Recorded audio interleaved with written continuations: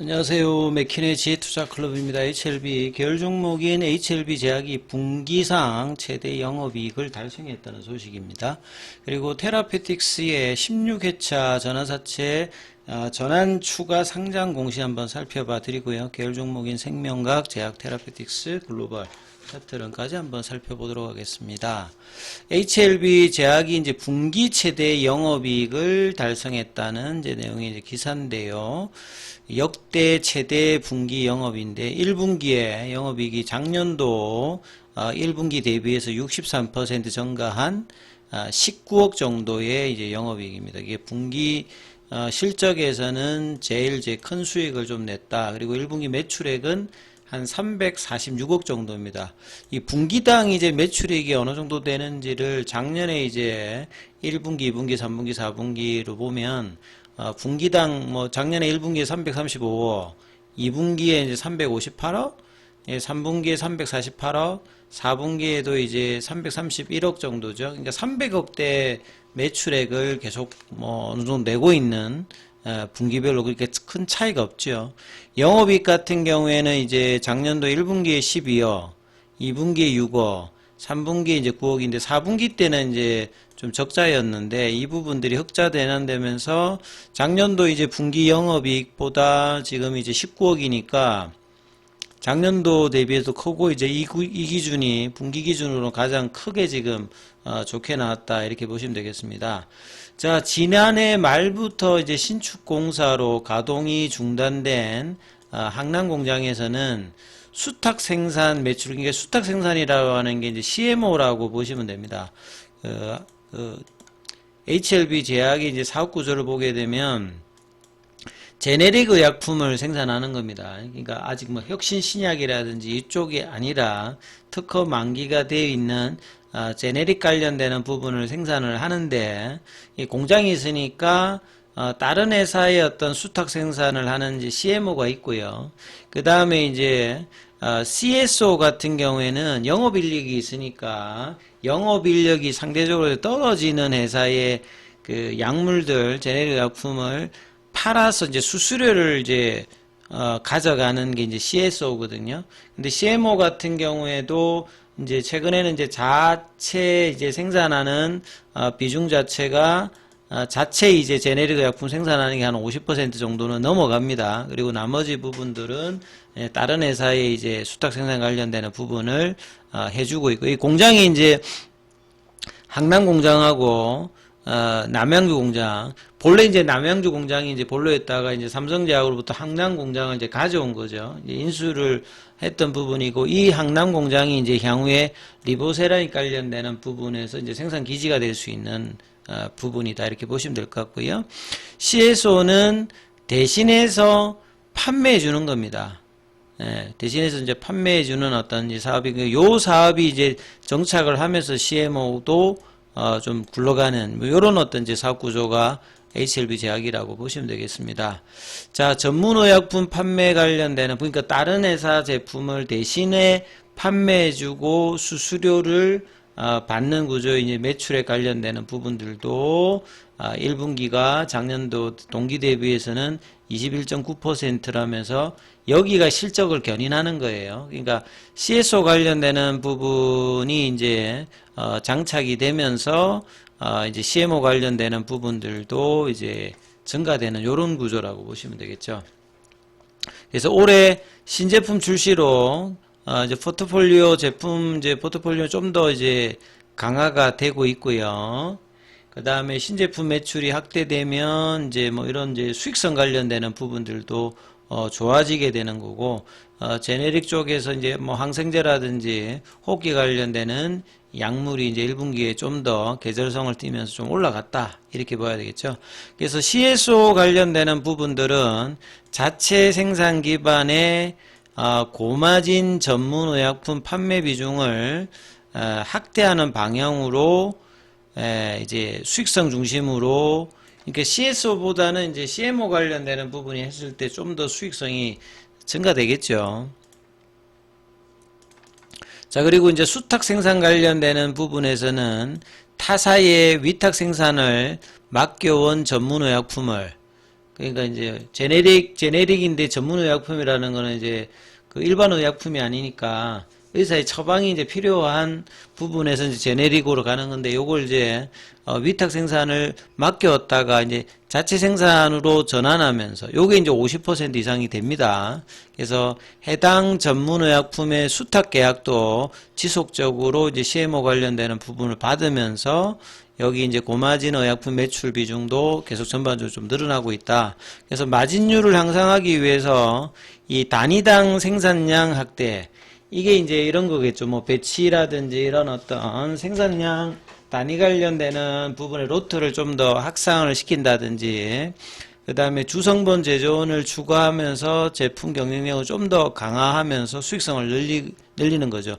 그 다음에 이제 컨슈머 헬스케어는 요새는 이제 네이버에서 이게 많이 안 뜹니다만 한참 뭐 지진이 씨가 광고하는 이 칸첼 관련되는 부분에 영업비를 많이 썼거든요.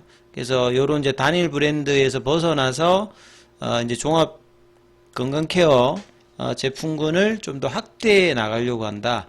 그 다음에 이제 자체적으로 이제 신약 개발하는 것 중에 보면 이 스트렐린 관련되는 부분이 이제 임상 종료가 되어서 요게 이제 급여 등재가 좀 어떻게 되느냐. 그 다음에 이제 장기 지속형 주사제 관련해서 비만 치료제 관련되는 파이프라인과 이 플랫폼 기술을 가지고 있어요. 제약 같은 경우에는. 이게 이제 시장에서 이제 부각이 안 되었을 뿐이지.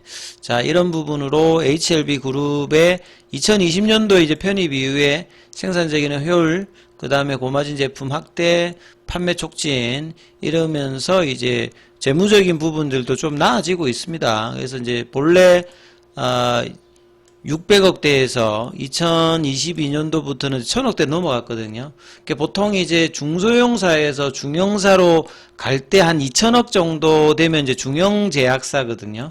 그래서 이런 것들이 이제 한 5000억 넘어가면 이제 중형에서 대형으로 보통 이제 1조 정도 매출이 나오면 이제 대형사라고 하는데, 그래서 2000억을 먼저 하고 이제 5000억대로 가면 이제 이런 어떤 구조 자체도 이제 성장을 계속 하는 거죠.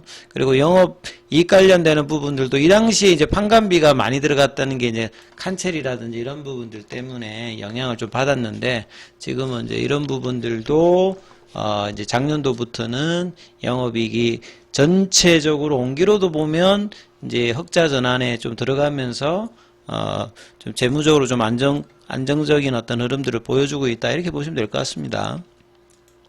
그리고 이제 테라피틱스의 전환사채 이제 주식 전환 관련되는 부분인데, 이게 16회차입니다. 그러니까 24년도에 이제 한 200억 정도로 이제 시비가 나왔던 부분들인데, 이제 이 부분들이 16회차라 이렇게 나오잖아요.